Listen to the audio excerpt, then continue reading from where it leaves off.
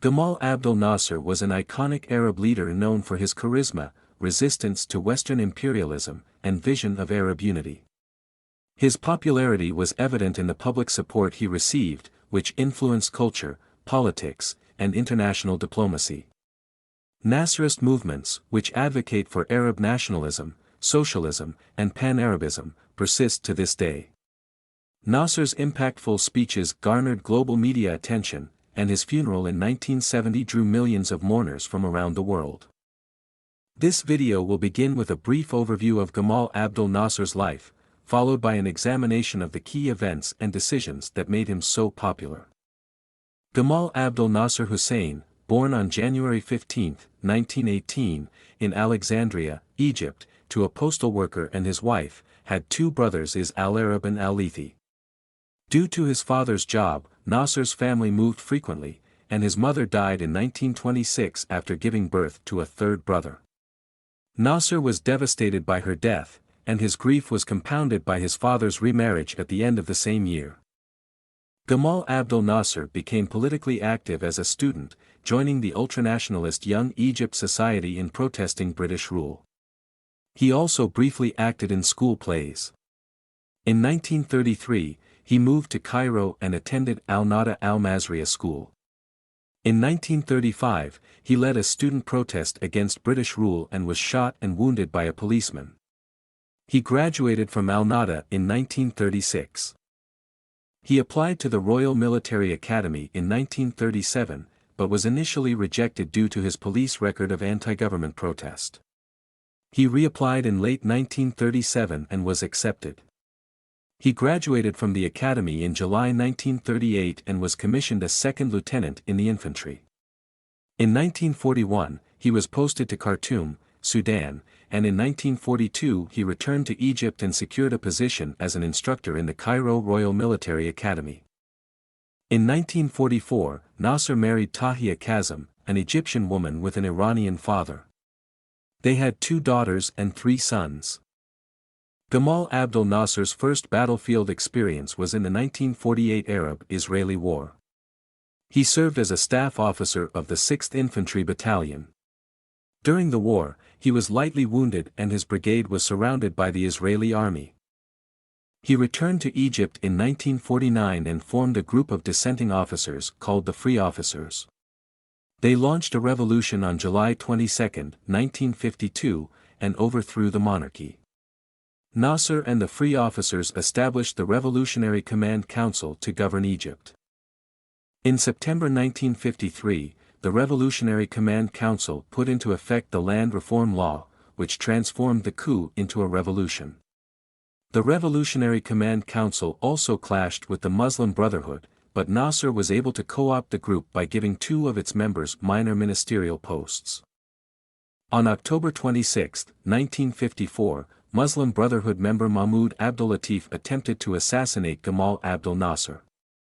The assassination attempt failed, but it gave Nasser an excuse to crack down on his political opponents, including the Muslim Brotherhood and communists. He also dismissed 140 officers loyal to President Mohamed Naguib and removed Naguib from the presidency. In 1954–55, Nasser made secret contacts with Israel, but he ultimately determined that peace with Israel was impossible, considering it an expansionist state that viewed the Arabs with disdain. He then turned to the Eastern Bloc and concluded an armaments agreement with Czechoslovakia. This arms deal led to increased unease in the United States, where Nasser was compared to Benito Mussolini and Adolf Hitler. In July 1956, Nasser decided to nationalize the Suez Canal after the US and UK withdrew their offer to finance the construction of the Aswan Dam. He saw the canal as a valuable asset that could be used to fund the dam and other development projects. France and the UK, the largest shareholders in the Suez Canal Company, saw its nationalization as a hostile measure aimed at them by the Egyptian government. In early October, the UN Security Council passed a resolution recognizing Egypt's right to control the canal as long as it allowed passage through it for foreign ships. Nasser believed that this reduced the danger of invasion to 10%. However, the UK, France, and Israel had already made a secret agreement to take over the Suez Canal, occupy the Suez Canal zone, and topple Nasser. On October 29, 1956, Israeli forces invaded the Sinai Peninsula. 2 days later, British and French planes bombarded Egyptian airfields in the canal zone. Nasser ordered the Egyptian army to withdraw from Sinai to bolster the canal's defenses. He also ordered the canal to be blocked by sinking or otherwise disabling 49 ships at its entrance. And also to counterbalance the Egyptian army's dismal performance, Nasser authorized the distribution of about 400,000 rifles to civilian volunteers. On November 5, British and French forces landed in Port Said. The local militia put up a stiff resistance, resulting in street-to-street fighting. The Egyptian army commander in the city was preparing to request terms for a ceasefire, but Nasser ordered him not to. The British-French forces managed to largely secure the city by November 7. The U.S. Eisenhower administration condemned the tripartite invasion and supported UN resolutions demanding withdrawal and a UN emergency force to be stationed in Sinai. British and French forces had totally withdrawn from Egyptian territory by the end of December, while Israel completed its withdrawal in March 1957. And this aggression was a total failure and didn't achieve any of its goals. As Syria faced political instability, some factions demanded unification with Egypt. Nasser initially declined, but agreed due to concerns about a communist takeover.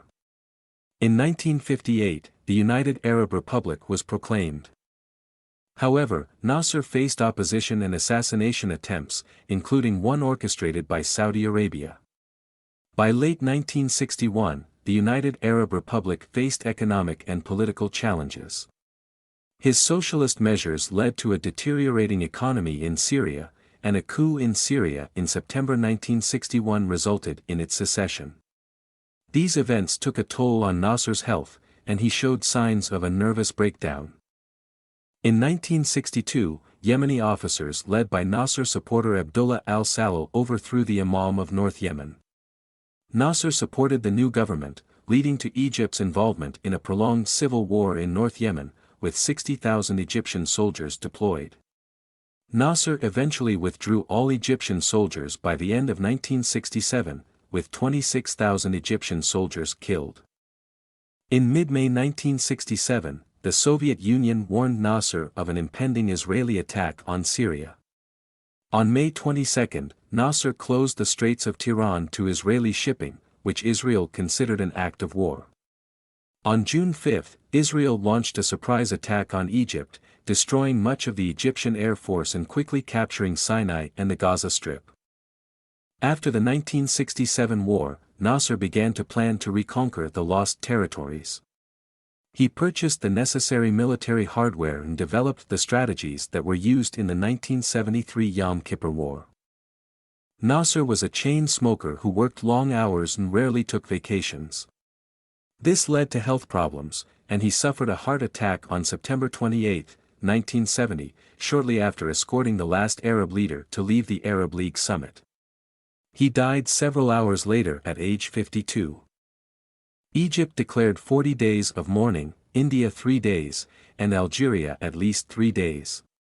Cuba, East Germany and Yugoslavia also declared 1 day of mourning each. At least 5 million mourners attended Nasser's funeral procession through Cairo on October 1. All Arab leaders, except for the Saudi monarch, attended the funeral.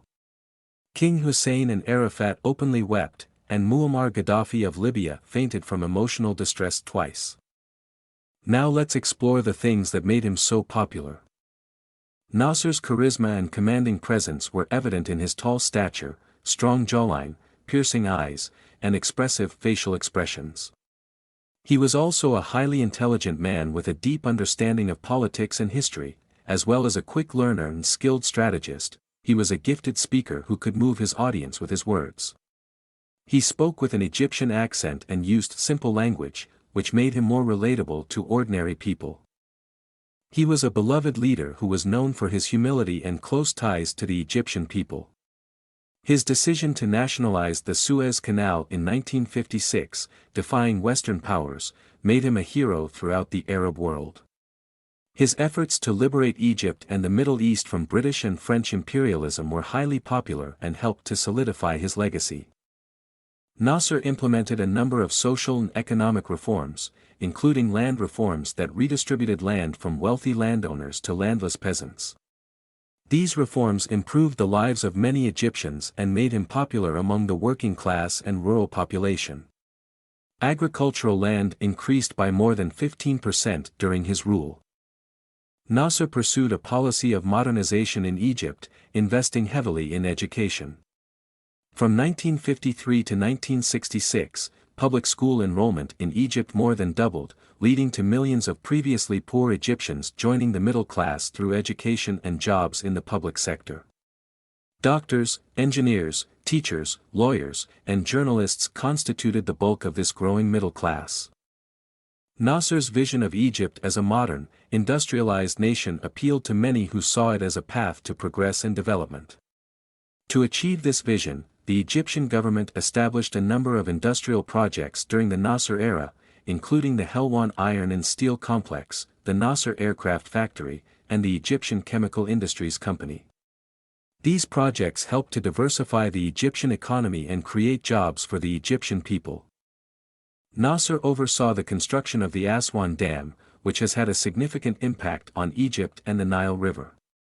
The dam provides Egypt with a reliable source of electricity and water for irrigation, which has helped to increase agricultural production and economic growth. It has also helped to control flooding and improve navigation on the Nile. Nasser's strong stance against Israel, especially in his early years in power, was seen as a defense of Arab interests against perceived Israeli aggression. Nasser's involvement in regional politics, including his support for nationalist movements in other Arab countries, especially Algeria and Palestine, made him popular beyond Egypt's borders. He was seen as a leader who could bring about positive change in the Arab world. According to Egyptian journalist Mohammed Hassanein Heikel's book, For Egypt, Not for Abdel Nasser, Gamal Abdel Nasser left behind only about £4,000 in worldly possessions, including a £1,500 life insurance policy he had taken out before fighting in the Palestine War and a £2,400 bank account balance. However, he was also in debt to the tune of about £26,000 for 2 houses he had built for his daughters. This modest lifestyle was unusual for Arab rulers of the time, and it helped to cement Nasser's reputation as a humble and incorruptible leader. While Nasser remains an iconic figure in the Arab world, it's important to note that his legacy is a subject of debate and discussion, with both supporters and critics evaluating his impact on the region's political, social, and economic development. Tell me, what do you think in the comments section?